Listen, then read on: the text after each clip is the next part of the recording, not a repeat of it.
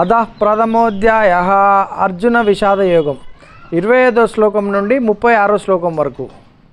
భీష్మద్రోణ ప్రముఖతః సర్వేషాం చ మహీక్షతాం ఉవాచ పార్థ పశ్యైతాన్ సుమవేతాన్ కురునితి తత్ర పశ్యతాన్ స్థితాన్ పార్థ పితృనాద పితామహన్ ఆచార్యాన్ మాతులాన్ భ్రాతృన్ పుత్రాన్ పౌత్రాన్ సుఖీంస్తదా స్వశురాన్ సహృదైవశ్చైవ సేనయోరుభయోరపి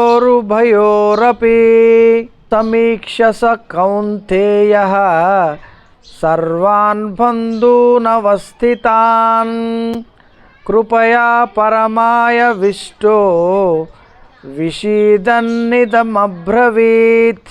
అర్జున ఉవాచ దృశ్యైమం స్వజనం కృష్ణ యుయుత్సుం సుమవస్థితం సీదంతి మమ గాత్రాణి ముఖం చ పరిశుష్యతి వేపదుశ్చ శరీరే మే రోమహర్షచ్చ జాయతే గాండీవం సంస్రతే హస్తాన్ త్వక్షైవ పరిదహ్యతే న చ శక్నోమ్యవస్తుతాం భ్రమతీయవ చ మే మనః నిమిత్తాని చ పశ్యామి విపరీతాని కేశవ నిమిత్తాని చ పశ్యామి విపరీతాని కేశవ న చ శ్రేయోను పశ్యామి హత్వా స్వజనమాహవే.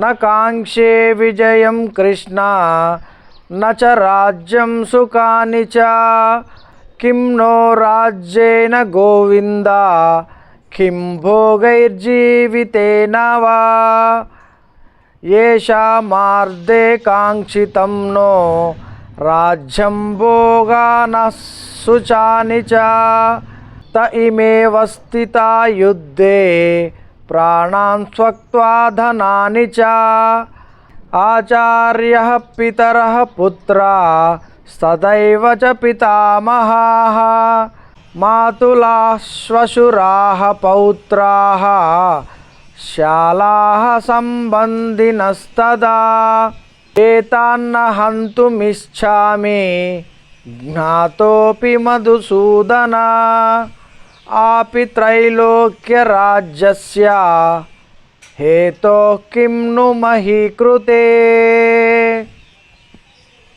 ఇంతవరకు 35 శ్లోకాలు అయిపోయాయి.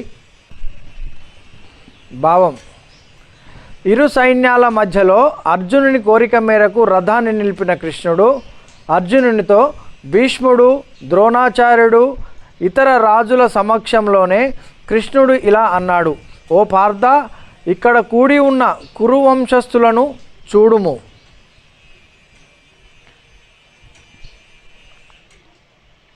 అక్కడ రెండు సైన్యములలోనూ ఉన్న తన తండ్రులను, తాతలను, గురువులను, మేనమామలను, సోదరులను, దాయాదులను, పుత్రులను, మనవళ్లను, మిత్రులను, మేనమామలను, శ్రేయోభిలాషులను అర్జునుడు చూసెను. అక్కడున్న తన బంధువులందరినీ చూసిన కుంతీపుత్రుడు అంటే అర్జునుడు కారుణ్యభావుడై అంటే బాధ ఉదయంతో ఉప్పొంగిన వాడై తీవ్ర దుఃఖంతో ఈ విధంగా పలికెను: ఓ కృష్ణ, యుద్ధానికి బారులు తీరి ఒకరినొకరు చంపుకోవడానికి పూనుకున్న నా బంధువులను చూసి నా అవయవాలు పట్టు తప్పుతున్నాయి, నా నోరు ఎండిపోవచ్చున్నది అని అర్జునుడు కృష్ణునితో అన్నాడు. అనంతరం నా శరీరమంతా వణుకుచున్నది, నా వెంట్రుకలు నిక్కపొడుచుకుంటున్నాయి, నా విల్లు, గాంధీవం, చేతులు చెమటలు పట్టి చేజారిపోతున్నాయి, నా చర్మమంతా మండిపోవచ్చున్నది, నా మనసు ఏమీ తోచని స్థితిలో అయోమయంగా తిరుగుతున్నది. కృష్ణ, ఇక నన్ను కృష్ణ అశుభ శకునాలే అన్నీ కనబడుతున్నాయి.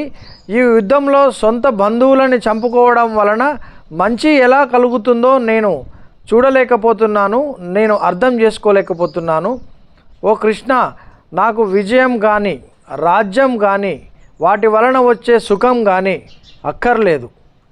మనం ఎవరి కోసమైతే ఇదంతా కోరుకుంటున్నామో వారే మన ఎదుట యుద్ధం కోసం ఉన్నప్పుడు రాజ్యంతో కానీ సుఖాల వలన వచ్చే ధనంతో కానీ ఇక ఈ జీవితం వల్ల కానీ ప్రయోజనం ఏముంది కృష్ణ?